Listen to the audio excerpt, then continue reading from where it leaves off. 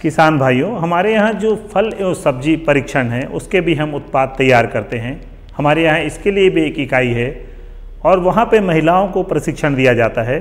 इससे हम विभिन्न प्रकार के जैम, जेली, अचार, मुरब्बा तैयार करते हैं और इसको भी हम किसानों तक यहाँ तक पहुँचा रहे हैं।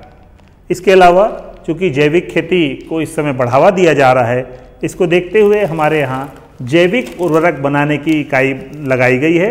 इसमें हम राइजोबियम कल्चर, पीएसबी, एजेटोबैक्टर, एजोस्पाइरलम जैव उर्वरक तैयार करते हैं और बहुत ही कम लागत में हम इसको किसानों तक पहुंचाने का प्रयास कर रहे हैं तथा इसके बारे में हम विभिन्न कृषि विज्ञान केंद्रों के माध्यम से किसानों को सलाह देते हैं कि जैविक खेती के लिए इनका प्रयोग जरूर करें। इनकी कीमत भी कम होती है, इससे मृदा की उर्वरा शक्ति भी बने रहती है।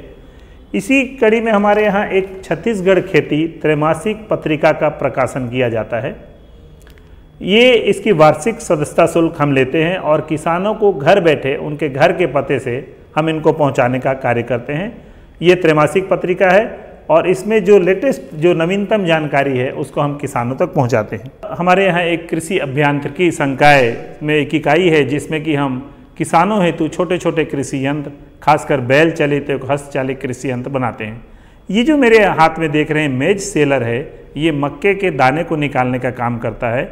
जब हम इसमें मक्के को घुमाते हैं तो उसका दाना आसानी से निकल जाता है और इसकी भी बहुत अच्छी डिमांड हमारे किसान भाइयों से आती है।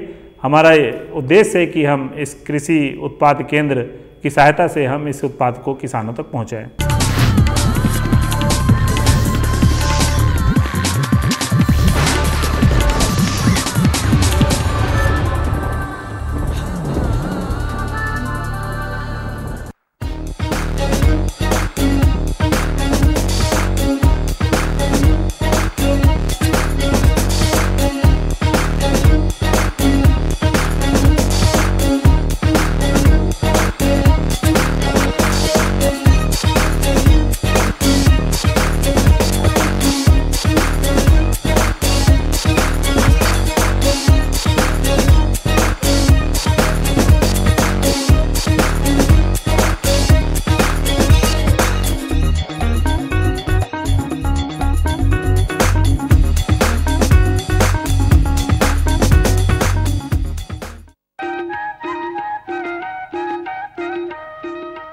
ये लो और बताओ। बस। अरे ये क्या भैया जी, बस इतनी सी रासायनिक खाद? किसानी छोड़ रहे हो क्या? किसानी नहीं, नादानी छोड़ रहे हैं। मिट्टी की जांच कराई है।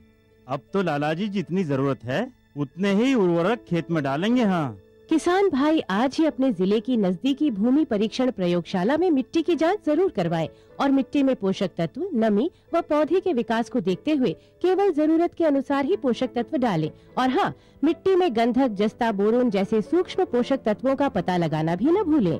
उर्वरक और जैविक खाद के सही उपयोग से भूमि का उपजाऊपन बनाए रखें, उत्पादकता बढ़ाएं, खर्चा घटाएं और बहुमूल्य विदेशी मुद्रा बचाने में भी सहयोग दें। और हाँ, धीमी गति से नाइट्रोजन उपलब्ध कराने वाले उर्वरकों जैसे नीम लेपित यूरिया को प्राथमिकता दें और यूरिया का पत्तों पर छिड़काव करें।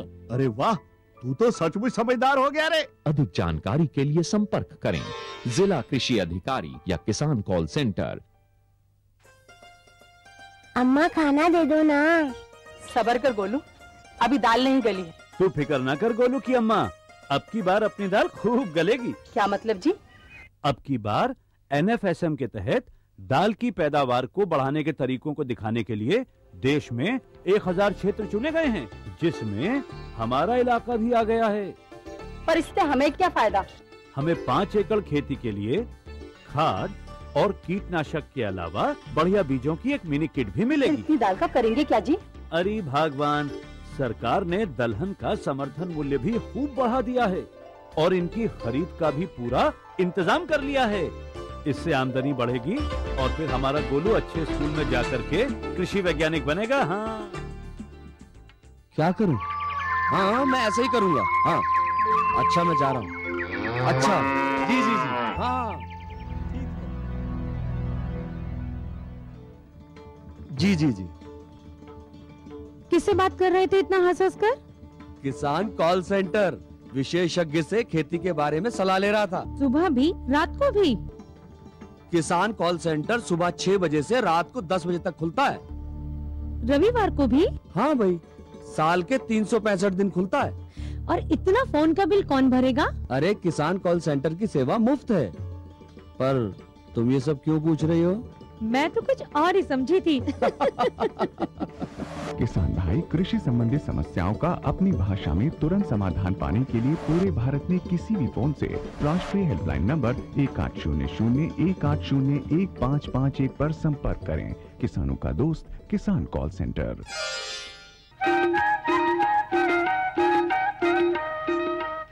कृषि दर्शन देखिए जम्मू संगवारी किसान भाई मल्ला जय जोहार।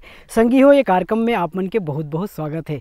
संगवारी हो छत्तीसगढ़ के किसान भाई मन हा धान चना गेहूँ दलहन तिलहन यानी कि अनाज के खेती ला सुग्घर अकन ले करथे। फिर अनाज के खेती के संगे संग छत्तीसगढ़ के किसान भाई मन हा साग भाजी के खेती ला घलोक अपना के बढ़िया आमदनी का पा के अपन जिंदगी ला खुशहाल बनावत है। और संगे के संग संगवारी हो छत्तीसगढ़ ला साग भाजी के उत्पादन में नया नाम दे में अपन योगदान देवत है। तो संगवारी हो यही कार्यक्रम के माध्यम ले हमारे छत्तीसगढ़ के किसान भाई मन के कृषि के स्तर ला उन्नत बनाए खातिर किस्म किस्म के जानकारी ला लेके हमन ये कार्यक्रम में गोड़ बात ला करथन। संगी हो आज हमन जानकारी लेबो बरबट्टी के सुघर खेती के बारे में। बरबट्टी के खेती में अब्बड़ फायदा है संगी हो। आप मन ये फसल ला अपना के बढ़िया आमदनी कमा सकत हो, काबर की बाजार में एकर मांग हर बने है। फिर ये फसल हर नार वर्गीय फसल आए और एकर खेती ला करे खातिर आप मन ला सुघर ढंग ले खेत के तैयारी ला करेल पड़ी, सुघर मादा बनाएल पड़ी। और ये फसल हर नार वर्गीय होए के कारण एला सहारा दे के अब्बड़ जरूरत होते।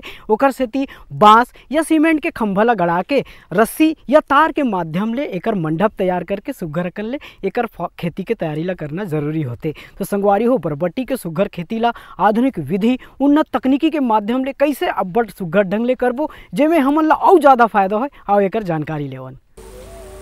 बरबट्टी की उन्नत खेती के लिए भूमि का पीएच मान 5.5 से 6 के बीच होना चाहिए।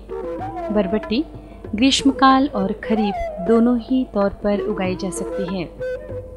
हमारे राज्य का वातावरण आमतौर पर गर्म और नम ही रहता है और यही आबो हवा बरबट्टी की फसल के लिए लाभदायी है। वैसे बरबट्टी के साथ ये भी सुविधा है कि ये सभी प्रकार की जल निकास युक्त भूमि में पैदावार देती है। इस बात की जानकारी किसान भाइयों को होनी ही चाहिए कि बरबट्टी अधिक अम्लता सहन नहीं कर सकने वाली बेल है। कृषि वैज्ञानिकों के अनुसार बरबट्टी की अच्छी पैदावार के लिए अधिक जल धारण क्षमता वाली डोरसा और कन्हार मिट्टियां उपयुक्त होती हैं। जमीन की गुणवत्ता की भी जांच करा लेना इस बात के लिए सहयोगी होता है कि अमुक भूमि में कौन सा उर्वरक या कौन सी खाद ज़्यादा फायदेजनक होगी। अगर किसी कारणवश मृदा की जांच न हो पाई हो तो उस स्थिति में प्रति हेक्टेयर गोबर की खाद 15 से 20 टन, नाइट्रोजन 15 से 20 किलोग्राम, फास्फोरस 70 से 80 किलोग्राम और पोटाश 70 से 75 किलोग्राम दिया जा सकता है। भूमि में उर्वरक खेत की तैयारी के दौरान ही दे देना चाहिए। खेत की अच्छी तरह से जुताई कर मिट्टी को भुरभुरी बनाकर और मांदा निर्माण कर खेत की तैयारी की जानी चाहिए।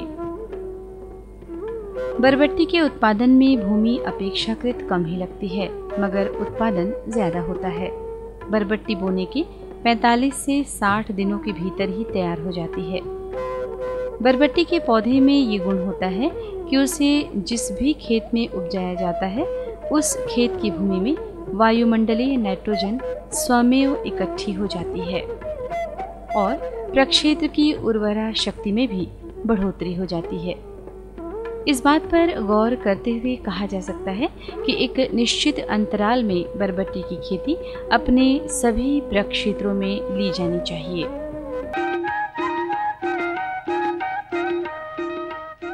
किसान भाइयों साग सब्जी के खेती में जल प्रबंधन के बड़ा महत्व है। जतेक सुघर ढंग ले पानी के व्यवस्था ला करबो, पानी ला अच्छा ढंग ले पलोबो, ओतके अच्छा फसल के बढ़वार होई, हमला उत्पादन ज़्यादा मिली। कहे गे संगवारी हो तरकारी है तरकारी और यहाँ में पानी ही अधिकारी। कहे के मतलब है जतका अच्छा पानी पलोए के व्यवस्था होई फसल के बढ़वार हर घलोक उसने होई। फिर हमार किसान भाई मन हा पहाटा पानी नहीं पला के अगर डीप इरिगेशन के माध्यम से सिंचाई की व्यवस्था ला करे तो बात ही कुछ हो है। संगवारियों कावर के डीप इरिगेशन के माध्यम से सिंचाई व्यवस्था करे ले एक तो पानी के बर्बादी नहीं होए, पानी के बर्बादी नहीं होए ले खरपतवार घलोक नहीं उगे, समय और लागत में घलोक कमी आथे संगवारी हो, और एकर माध्यम ले खाद और दवाई ला घलोक दे सकत हन। तो डीप इरिगेशन के माध्यम ले बरबट्टी के सुघ्घर खेती ला कैसे सिंचाई व्यवस्था करबो आओ देखन।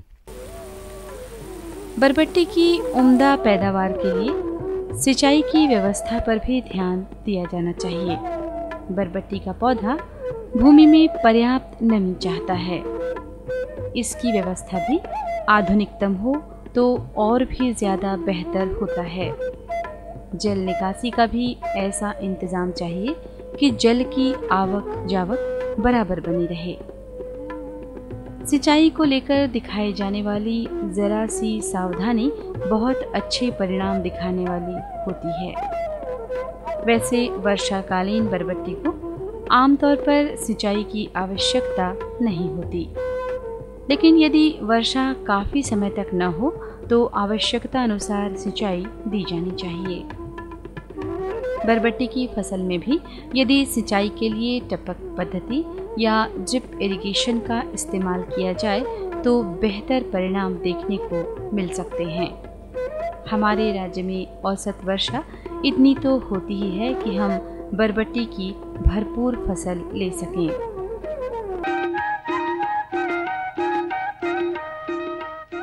किसान भाई हो, फसल के अच्छा उत्पादन और ज़्यादा बढ़वा लेना है तो सही खाद ला सही समय और सही मात्रा में देना अब्बड़ जरूरी होते। खेते खाद न दिया किसान रहा सदा दरिद्र समान। तो संगवारी हम दरिद्र कावर बनबो, सुघ्घर खातू ला देबो और बढ़िया फसल ला उगा के बढ़िया आमदनी कमाबो। तो बरबट्टी के खेती में कौन कौन से खाद ला कब कब कतका मात्रा में और कैसे ढंग ले देना चाहिए आओ जानन। स्वस्थ और पूरी बढ़वार वाली स्वादिष्ट बरबट्टी प्राप्त करने के लिए इन पौधों को पर्याप्त मात्रा में पोषक तत्वों का दिया जाना जरूरी होता है। विशेषज्ञों की राय पर प्रमाणित और अनुशंसित खाद और उर्वरकों का प्रयोग किया जाना चाहिए। बरबट्टी की अच्छी पैदावार के लिए अगर इसे अतिरिक्त उर्वरक दी जाए तो फायदेमंद होता है। पोटाश और फास्फोरस इनकी पैदावार पर अच्छा प्रभाव डालते हैं।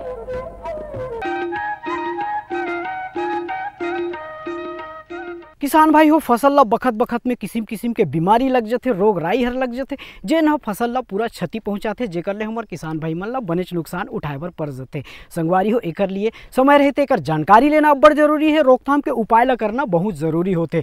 तो संगी हो, बरबट्टी के खेती में घलोक रोग राई लग सकत है, बीमारी लग सकत है, फसल ला नुकसान हो सकत है। तो बरबट्टी में कौन कौन से बीमारी लग सकते, कैसे ढंग ले रोग राई होए ले हम एकर रोकथाम करबो, कौन से दवा ला कतका मात्रा में और कैसे ढंग ले छिड़काव करबो आओ संगवारी हो यहू बात के जानकारी लेवन।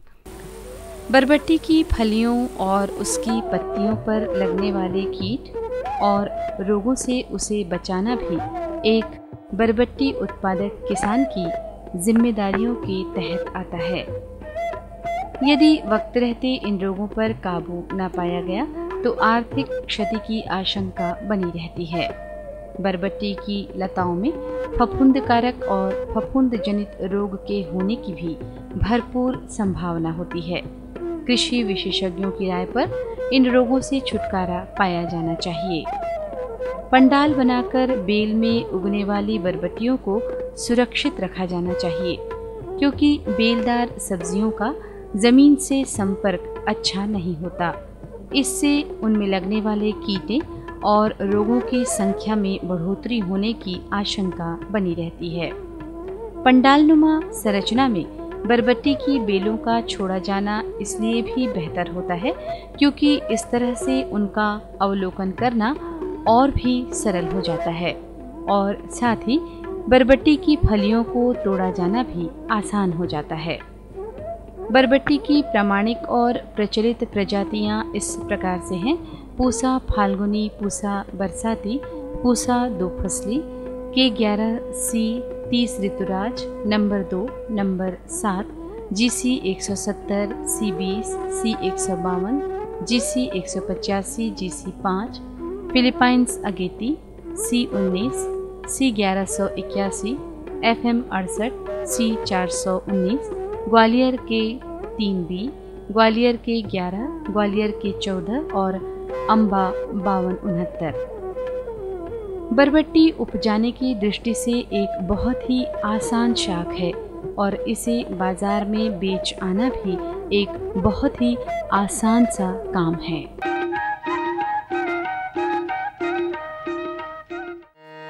मानस के यहाँ लगे है मेला, घूमे लाया बेना, तय घूमे लाया बेना। राम के अमर कथाए भैया सुने लाया बेना, राम के अमर कथाए भैया सुने लाया बेना।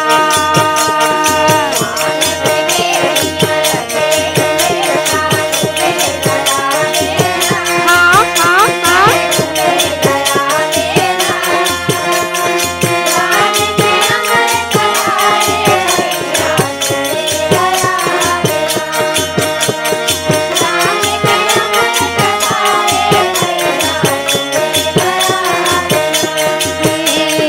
मानस के यहाँ लगे है मेला, घूमे लाया बेना, कहीं घूमे लाया बेना। राम के अमर कथाए भैया सुने लाया बेना, राम के अमर कथाए भैया सुने लाया बेना।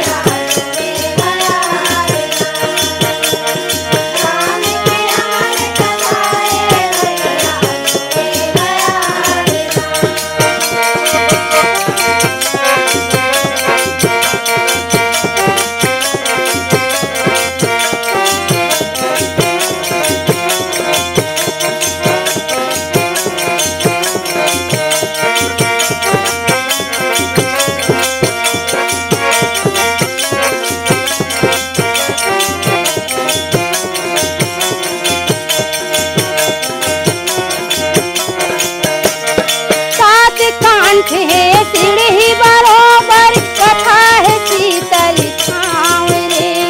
राम नाम तोर हृदय बसे है, भटकत काबर परान रे। राम नाम तोर हृदय बसे है, भटकत काबर परान रे।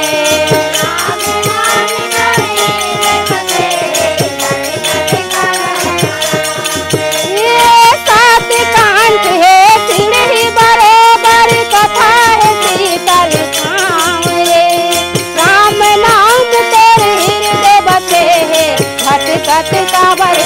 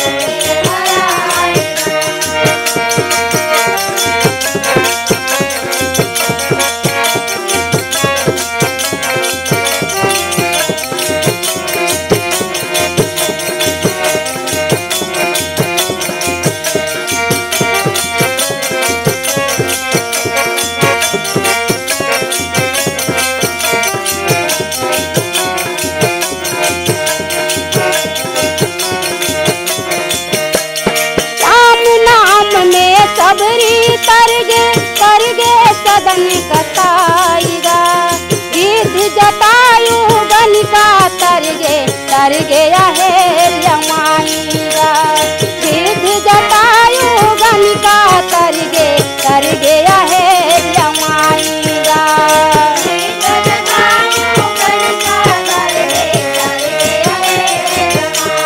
राम नाम में सबरी तर गे सदन कसाईगा। सिद्ध जटायु गलिका तर गया है जमाईगा। सिद्ध जटायु गलिका तर गया है जमाईगा।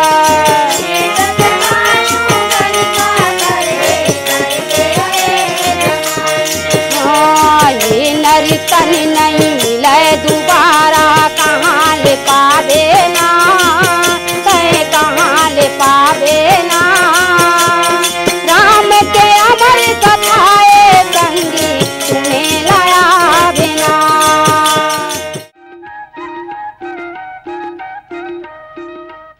तो संगी हो, ये तो रही बरबट्टी के खेती के बारे में सुग्घर अकन ले जानकारी। आप मन ये जानकारी के पूरा फायदा उठाहू, ये फसल ला अपना के बढ़िया आमदनी कमा के अपन जिंदगी ला खुशहाल बनाहू, यही आशा और विश्वास के साथ आज के अंक में बसत के अवैया अंक में मैं फिर इसने सुग्घर जानकारी लेके आप मन संग गोट बात ला करूँ। तब तक बर अपन ये संगवारी ला देवा विदा।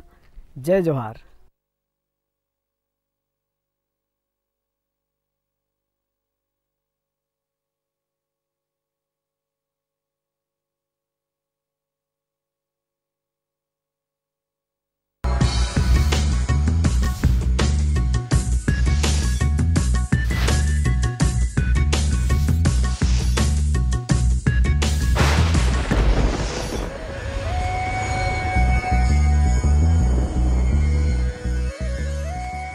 किसान भाइयों, हमारे यहाँ जो फल एवं सब्जी परीक्षण है उसके भी हम उत्पाद तैयार करते हैं। हमारे यहाँ इसके लिए भी एक इकाई है और वहाँ पे महिलाओं को प्रशिक्षण दिया जाता है। इससे हम विभिन्न प्रकार के जैम, जेली, अचार, मुरब्बा तैयार करते हैं और इसको भी हम किसानों तक यहाँ तक पहुँचा रहे हैं। इसके अलावा चूँकि जैविक खेती को इस समय बढ़ावा दिया जा रहा है, इसको देखते हुए हमारे यहाँ जैविक उर्वरक बनाने की इकाई लगाई गई है। इसमें हम राइजोबियम कल्चर, पीएसबी, एजेटोबैक्टर, एजोस्पाइरलम जैव उर्वरक तैयार करते हैं और बहुत ही कम लागत में हम इसको किसानों तक पहुंचाने का प्रयास कर रहे हैं तथा इसके बारे में हम विभिन्न कृषि विज्ञान केंद्रों के माध्यम से किसानों को सलाह देते हैं कि जैविक खेती के लिए इनका प्रयोग जरूर करें। इनकी कीमत भी कम होती है, इससे मृदा की उर्वरा शक्ति भी बने रहती है। इसी कड़ी में हमारे यहाँ एक छत्तीसगढ़ खेती त्रैमासिक पत्रिका का प्रकाशन किया जाता है। ये इसकी वार्षिक सदस्यता शुल्क हम लेते हैं और किसानों को घर बैठे उनके घर के पते से हम इनको पहुंचाने का कार्य करते हैं। ये त्रैमासिक पत्रिका है और इसमें जो लेटेस्ट जो नवीनतम जानकारी है उसको हम किसानों तक पहुंचाते हैं। हमारे यहाँ एक कृषि अभियांत्रिकी संकाय में एक इकाई है जिसमें कि हम किसानों हेतु छोटे छोटे कृषि यंत्र, खासकर बैल चालित हस्तचालित कृषि यंत्र बनाते हैं। ये जो मेरे हाथ में देख रहे हैं मेज सेलर है, ये मक्के के दाने को निकालने का काम करता है। जब हम इसमें मक्के को घुमाते हैं तो उसका दाना आसानी से निकल जाता है और इसकी भी बहुत अच्छी डिमांड हमारे किसान भाइयों से आती है। हमारा उद्देश्य है कि हम इस कृषि उत्पाद केंद्र की सहायता से हम इस उत्पाद को किसानों तक पहुँचाएँ।